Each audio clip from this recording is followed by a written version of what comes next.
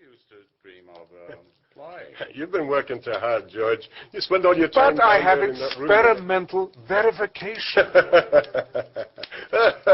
Well, traveling in time would be remarkably convenient for the historian. One might travel back and verify Christ walking on water. Yes, or changing water to wine. Don't you think you would attract attention if you suddenly appeared to a primitive people? Our ancestors had no great tolerance for anachronisms. You might be stoned to death for the strange clothing you were wearing. Yes, but on the other hand, one might be considered a god after performing some simple sleight of hand trick. Or burned at the stake for witchcraft. Then there is the future. Yes, just think, one might invest all one's money, then leave it to accumulate at interest, and hurry on ahead to collect the fortune. To discover a society erected on a strictly communistic basis. Traveling in time. Of all the wild, extravagant theories. Yes, so it seemed to me, and so I never spoke of it until I had experimental verification. Experimental verification? Oh, sorry, but it's getting late. Well, let's see you experiment anyhow. Though I think it's all nonsense, you know. If you'll just excuse me for a moment, gentlemen. I wonder what's got. Some sleight of hand trick or another. The last time I was at Burslem, I saw a conjurer make an entire... This little affair, gentlemen, is only a model. It took 2 years to make. Oh, it's absolutely lovely, George. Exquisite craftsmanship. Beautifully made. Yes. What is it? It's my plan for a machine to travel through time.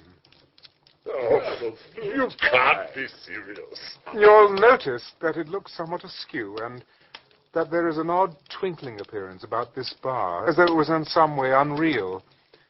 This lever sends the machine gliding into the future, and this one to the past. This saddle represents the seat of the time traveler. Presently, I'm going to press the lever, and off the machine will go. It will transcend our present time, pass into the future, and disappear. Do you really expect us to believe Perhaps you this? could lend me your hand, Doctor, so you won't think that this is some sort of trick. This is the only model, and once it departs, there will be no way of retrieving it, so it is very important that you witness this experiment. Watch closely, gentlemen. If you'll be so kind, Doctor, just press that small lever there. All right, I'll play along with your little trick. Hocus pocus. Is this your idea of a joke? A joke like that is not funny. A man of your stature resorting to such childish trickery. What the devil's happening? What the devil is happening?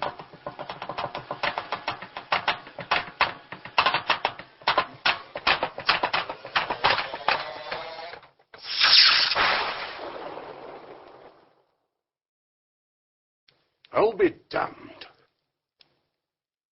Are you in earnest about this, George? I admit, this was an extraordinary trick, but do you seriously believe that toy has traveled into time? Well, certainly. And it was not a toy. You mean to say that that machine has traveled into the future? Into the future or the past, I don't know for certain. Oh, it's impossible. It couldn't have gone into the future. Or the past, for that matter. How do you know? Because if it traveled into the future, it would still be here all this time, since it must have traveled through this time to get to the future. That's a simple point of logic.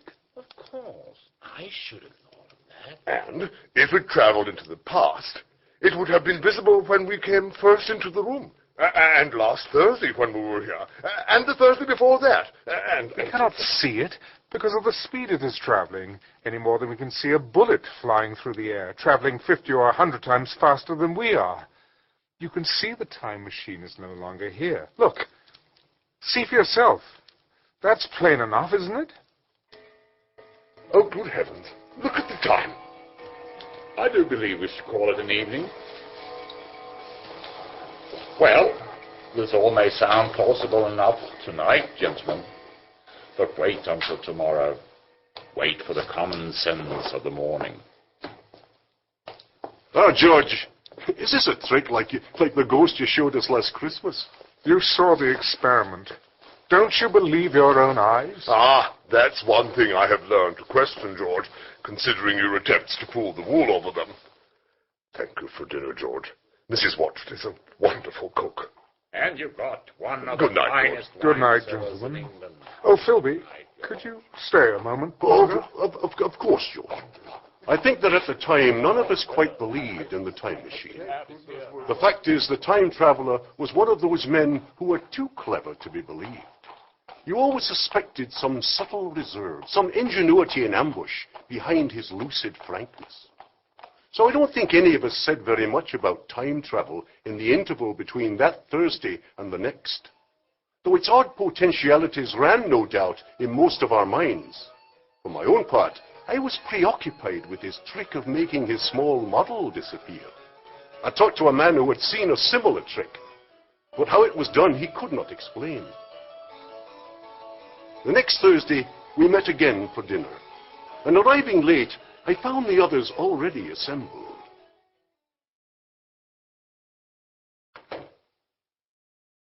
Ah, Philby, where on earth is George? He's not here. No, it's rather odd. No doubt he's been unavoidably detained. Pity to let that wonderful dinner spoil. Certainly not a faithful before the brandy. At the close of our last meeting, George gave me this note wherein he requests that I lead off with dinner at 7 if he's not back. Said he'd explain when he joins us. We're ready, Mrs. Watchett. Very good, sir. Where could he be? He's been gone all week, sir. Every man is entitled to miss a little week now and then. Maybe he's time traveling. Oh, ridiculous. Time traveling? The trick with the small contraption. Oh, yes. Wonderful trick. Traveling in time. You'd think he could arrive on time. I'm afraid the man needs rest. He's been working very hard lately.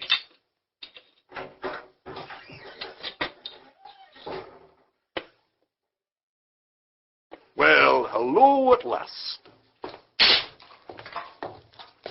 Good God. Good heavens, George. What's happened to you? Some water. What on earth have you been up to, man? You look as if you've been mauled by some beast. I'm all right. I must have some food. Have you been in those clothes since last week? Well, take it easy, George. You can relax now. You've got plenty of time.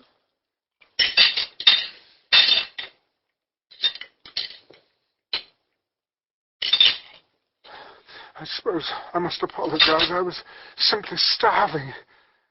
I've had the most amazing time. Where have you been? I will tell you the story of what has happened to me, but you must refrain from interruptions. Most of it will sound unbelievable to you. You may even think me a liar. So be it. But it's true. Every word of it. Since last Thursday, I've lived 8 days. Such days as no human being ever lived before. 8 days since last Thursday. What on earth are you Please. I'm completely exhausted, but I won't sleep until I've told this story to someone. Then I shall retire.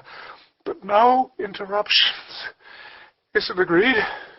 Please, yes, I want to hear this. Go ahead, George.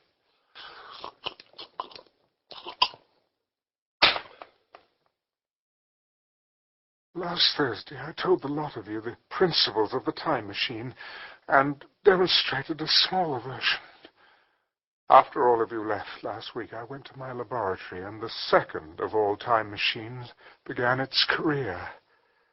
I gave it a last tap, tried all the systems again, and sat myself on the saddle.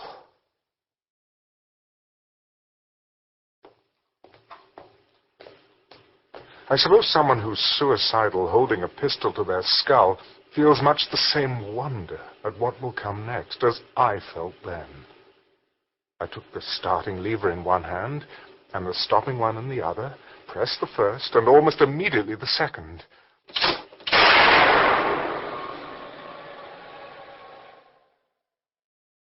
I seemed to reel. I felt a nightmare sensation of falling, and looking round, I saw the laboratory exactly as before. For a moment I suspected that my intellect had tricked me. But wait.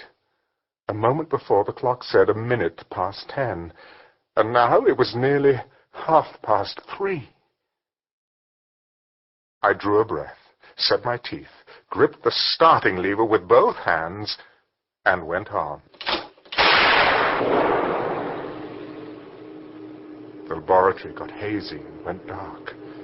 Mrs. Watchett came in and walked, apparently without seeing me, towards the garden door, all in a matter of seconds.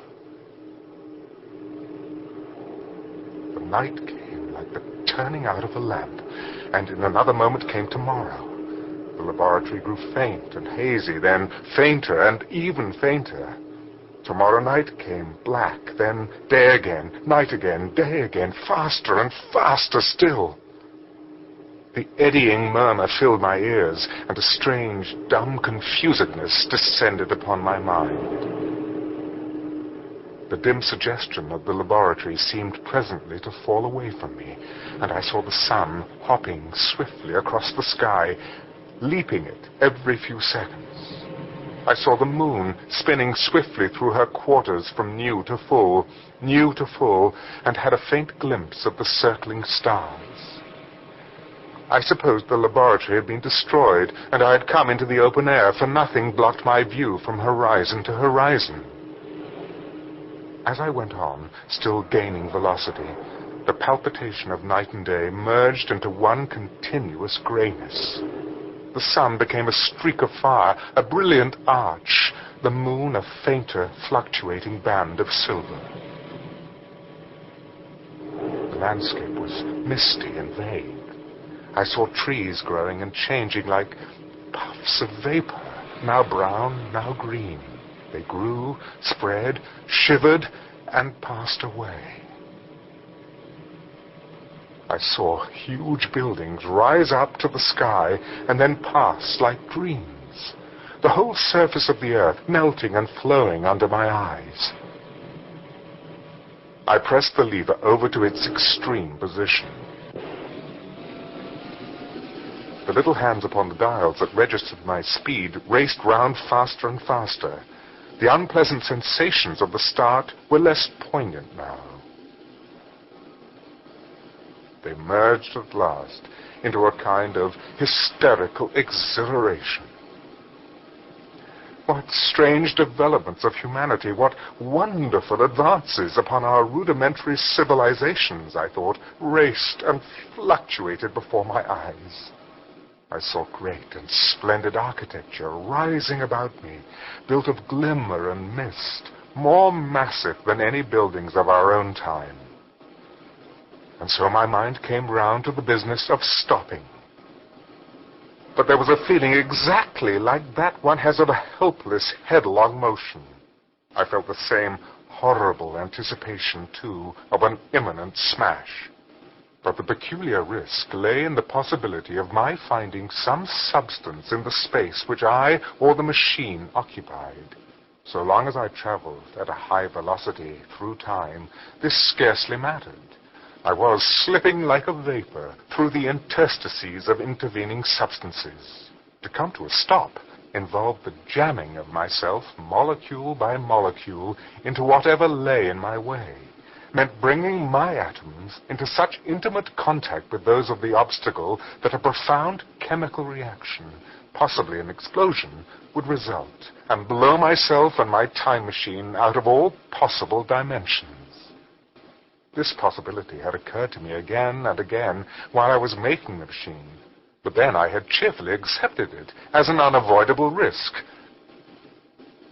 I grabbed the lever and forced it over.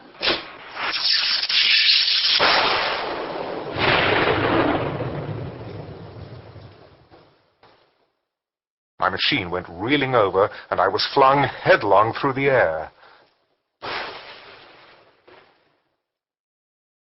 I looked round me.